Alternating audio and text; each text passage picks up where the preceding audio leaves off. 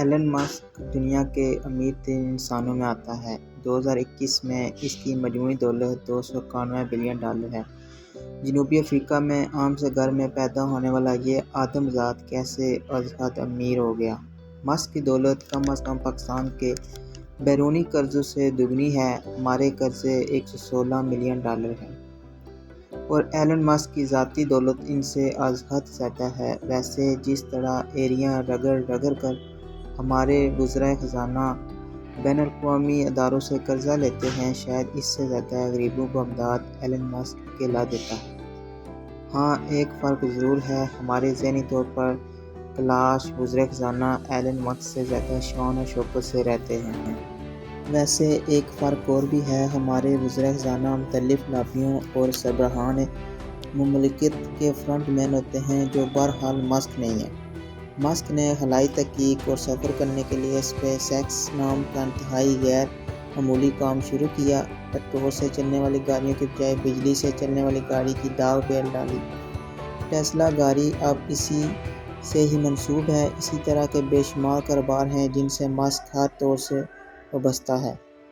سب کچھ غیر معمولی ہونے کے علاوہ ایک ایسا وصف ہے جس نے اس کی زندگی کی کایا پلٹ دی۔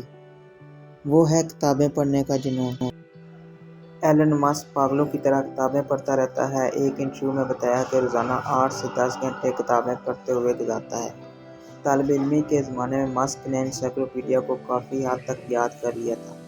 لائبریری اور کتابیں اس کی بہترین رفیق ہیں۔ ایک اخباری نمائندے نے ماسک سے پوچھا کہ آپ کے ذہن میں راکٹ بنانے اور بجلی سے چلنے والی گاڑی بنانے جیسے نقطۂ خیال کیسے آئے؟ جواب تھا کہ یہ سب کچھ کتابیں پڑھنے کے شوق سے کشید کیا ہے۔ دور حاضر کا کامیاب ترین بزنس مین آج بھی ٹی وی دیکھ کر اپنا وقت برباد نہیں کرتا۔ ویسے تو ہمارے معاشرے میں ہر وقت نصیحہ گوئی کا رجحان ہے، مگر ایک موضوع پر تو گفتگو ہر دم سنائی دیتی ہے، وہ یہ کہ ہم لوگ کتابوں سے کوئی شغف نہیں رکھتے۔ کتابیں پڑھنے کا رجحان بالکل ختم یا کم ہو چکا ہے۔ علم کی کوئی حیثیت ہے ہی نہیں۔ ہمارے ہاں بحث برائے بحث کا رواج ہے۔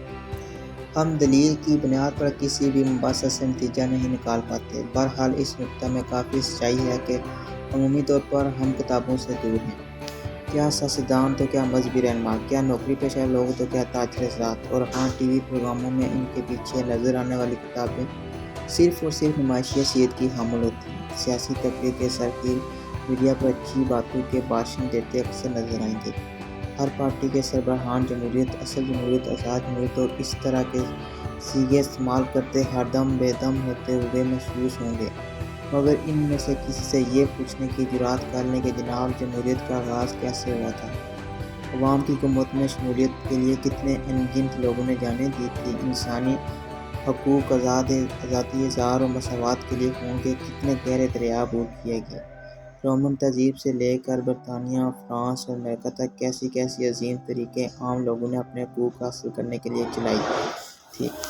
شخصی حکومت اور بادشاہوں کو کیسے عوامی غضب میں گم کر ڈالا تھا؟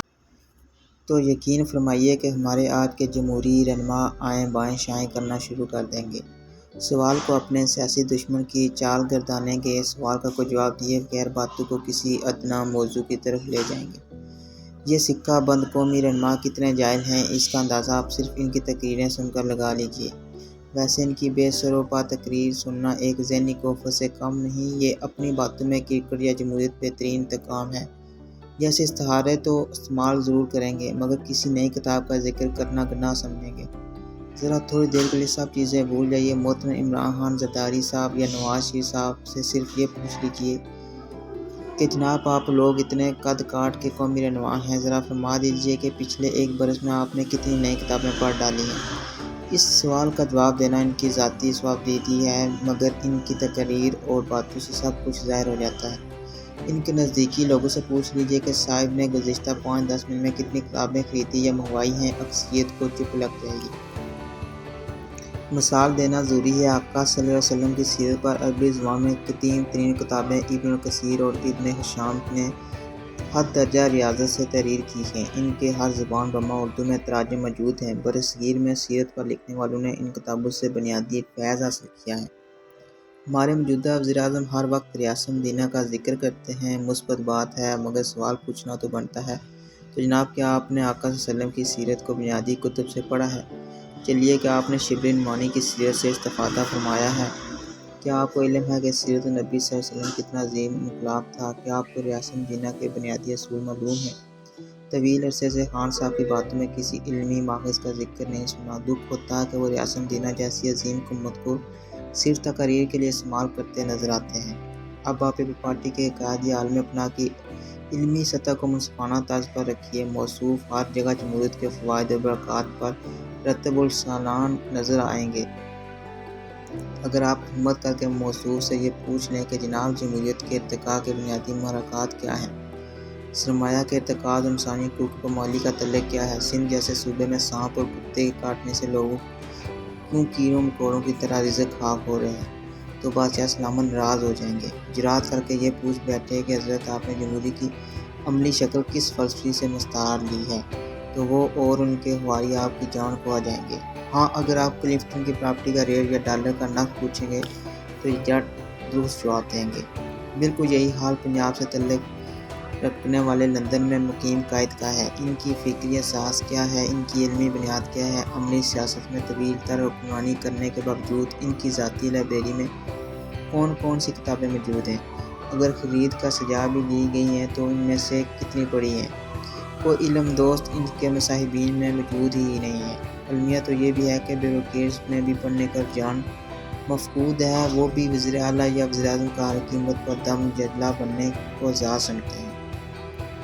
ان حالات میں عوام بھی کتابوں سے دور رہنے میں عافیت سمجھتے ہیں۔ درست قدم تو یہ ہے کہ ہم تمام کتاب خانے اور لائبریریاں بند کر دیں، کتابیں پڑھنے کو جرم قرار دے دیں، علم اور کتاب سے نفرت کرنا شروع کرنا سکھائیں، ایلن مسک جیسے بیوقوف لوگوں کا نام تک مٹا دیں جو دن میں 10-12 گھنٹے سے کتابیں پڑھتے ہیں۔